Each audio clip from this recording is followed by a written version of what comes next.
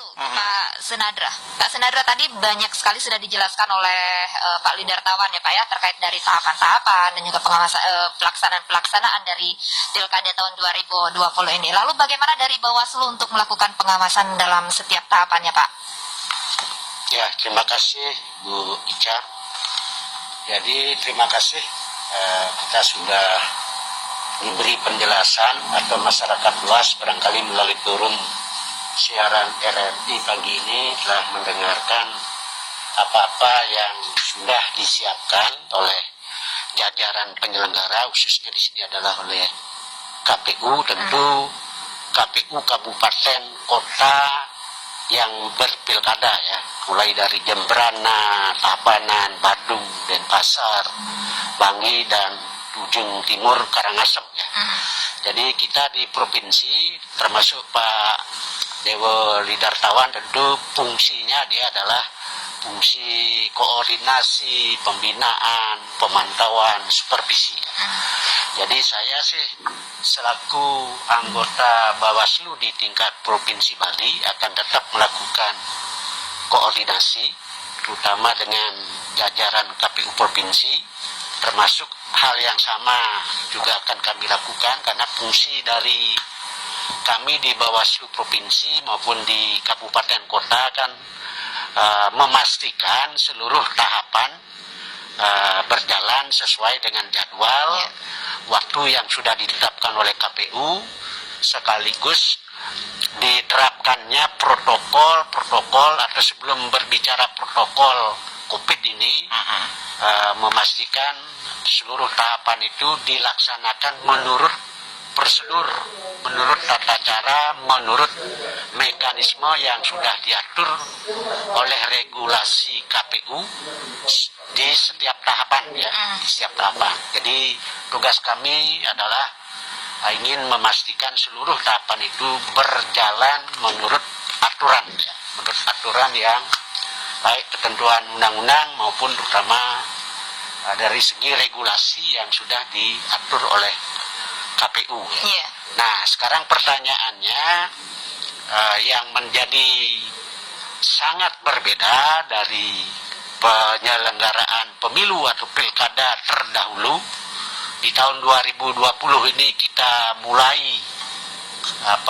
disadarkan ternyata manusia pun perlu beradaptasi sekarang, terutama di dalam menyikapi adanya wabah paparan pandemi COVID-19 ini ya, yang ternyata tidak hanya terjadi di Bali, di Indonesia, bahkan ini adalah pandemi secara mendunia.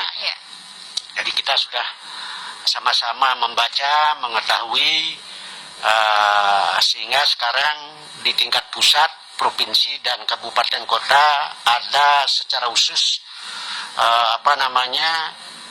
gugus tugas ya, gugus tugas yang dibentuk oleh pemerintah pusat, provinsi, kabupaten untuk memastikan penanganan dan pencegahan COVID-19 ini sesuai dengan protokol yang telah ditetapkan ya, yang tentu ditetapkan acuannya adalah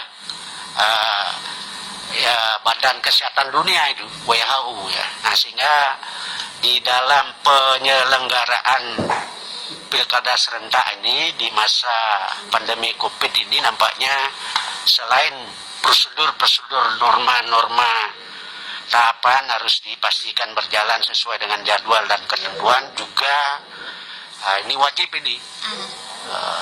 Jadi barangkali new normal, adaptasi kebiasaan baru, kita jaga jarak ya. Jadi kita bicara pun sekarang lipstiknya Bu Dayu itu tidak terlihat ya Pak. Terlihat kan? Bu Paul giginya yang putih bersih juga tidak perlu kelihatan sekarang kan. Yang terpenting suaranya itu nyaring. Jadi didengar untuk dalam rangka memastikan disiplin protokol, disiplin menggunakan standarisasi protokol kesehatan dalam rangka penanganan pencegahan COVID-19 ini bisa dilaksanakan. Jadi kami sebenarnya juga sudah sempat membaca surat edaran KPU ya, tertanggal 19 Juni ya. Jadi tentu Pak Dewo Lidartawan di provinsi itu memastikan di seluruh jajarannya di 6 kabupaten kota yang pilkada menyiapkan alat pelindung diri itu yang sudah disebutkan. Selain alat pelindung diri itu adalah social distancing, jaga jarak, kemudian penggunaan masker, sarung tangan, hand sanitizer, bahkan menggunakan tapel transparan itu kan, face shield ya. Jadi menurut saya itu tapel ya, tapel bila perlu kita pakai tapel kayu barangkali ya sebagai alternatif gitu kan. Kalau memang tidak dapatkan yang transparan. Lalu bagaimana hasil dari pengamatan selama ini, Pak? Nah, tentu ini kerja keras bagi penyelenggara. Tidak saja kami di Bawaslu, juga di jajaran KPU. Karena alat pelindung diri itu sendiri kan juga tidak mudah didapat ya. Jadi, tapi kami yakini jajaran supporting system di jajaran penyelenggara pasti sudah sangat siap ya. Karena anggaran untuk itu juga kami ketahui belakangan sudah tersedia ya. Tinggal itu diimplementasikan di lapangan. Jadi kalau tadi Bu Dayu sudah berbicara bagaimana kalau ada pasien COVID nanti di tanggal 9 Desember. Kalau saya belum bicara tanggal 9 Desember. Saya bicaranya di tahapan-tahapan awal dulu ini. Karena ini kan, syukurnya di 6 kabupaten kota tidak ada calon persorangan. Calon persorangan itu berarti kan perlu syarat dukungan KTP, tanda tangan pemilih ya. Nah itu berarti kalau ada itu wajib diperiksa di lapangan secara bukan sampel ya, dia malah harus populasinya diperiksa apa betul memberi dukungan. Itu dan bukti fisik dari KTP juga tidak mudah ya. Jadi ada protokol di setiap tahapan itu mesti harus disikapi, dipahami apa SOP. Nah kami di jajaran Bawaslu Bali juga sudah membaca edaran yang sama. Alat pelindung diri apa yang wajib digunakan di setiapan.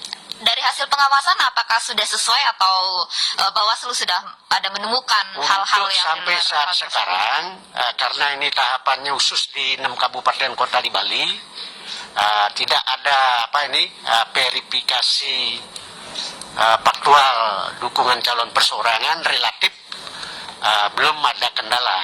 Nah, tetapi bukan berarti kita syukuri tidak ada kegiatan itu, karena akan menyusul Pak Dewo Lidartawan sesuai dengan peraturan KPU nomor 5 tahun 2020 tentang tahapan program jadwal penyelenggaraan pilkada, itu akan segera disusul dengan tahapan yang tadi disebut dengan pemutakhiran data pemilih atau pencocokan pencocokan dan penelitian atau pemutakhiran data pemilih.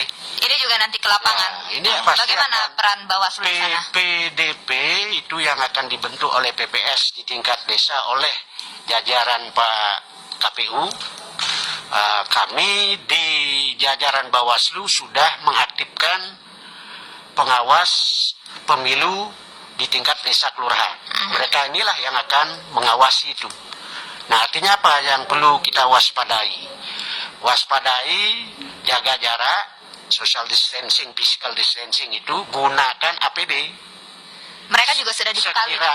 Sekiranya mereka akan merapat, karena teknisnya kan bisa PPDP-nya melakukan kegiatan pemutakhiran ke rumah-rumah penduduk misalnya untuk memastikan ada tidaknya orang yang bersangkutan di situ. Kemudian bisa jadi juga PPDK, pengawas pemilu desa kelurahan, akan merapat di situ atau tidak merapat. Yang terpenting dilakukan pengawasan untuk memastikan tadi Pak Dewo Lidartawan mengistilahkan jangan sampai ada hak pilih atau hak memilih dari masyarakat yang berhak memilih itu sampai hilang. Iya, baik. di 1 meter gitu ya. Nah itu pun di lapangan kita harapkan juga seluruh pihak, tidak saja penyelenggara yang harus paham lebih awal, masyarakatnya juga saya yakin sudah paham ya. Sebagaimana saya dari kampung juga, jadi perayaan-perayaan Puja Wali, bahkan ada yang ngentak linggih, itu ada pembatasan-pembatasan orang yang hadir ya. Jadi misalnya tidak boleh lebih dari 15, boleh 5 orang, itu sudah dilakukan ya. Apalagi Pak Gubernur Bali di dalam cegah COVID ini melakukan program-program dengan melibatkan masyarakat adat yang melalui pengurus adatnya atau pendesa adat. Jadi saya kira di lapangan, di masyarakat itu sudah terjadi pengaturan-pengaturan yang tidak biasa. Jadi kalau kita ke pura biasanya kan berkerumun ya, sebanyak yang membakti. Nah sekarang kan ini dibatasi ya Pak ya? Di pemungutan dan penghitungan suara terutama. Jadi barangkali kita tunggu juga peraturan KPU yang akan mengatur tata cara pemungutan dan penghitungan suara di masa pandemi COVID itu seperti apa. Karena kita punya pemikiran urutan 1 sampai 50 mungkin diundang pagi 30 menit pertama, 30 menit berikutnya, nomor urut berikutnya. Sehingga tidak ada penumpukan ya Pak ya? Tidak ada kerumunan tumpukan. Nah ini barangkali kita belum baca PKPU-nya, dan saya yakin itu masih disusun. Begitu juga kami di jajaran Bawaslu, di dalam pengawasan, penanganan pelanggaran, penyelesaian sengketa, protokol COVID-nya tidak mesti frekuensi tatap muka langsung ini kita akan kurangi. Karena itu bisa ditempuh melalui mekanisme tadi ya, daring ya.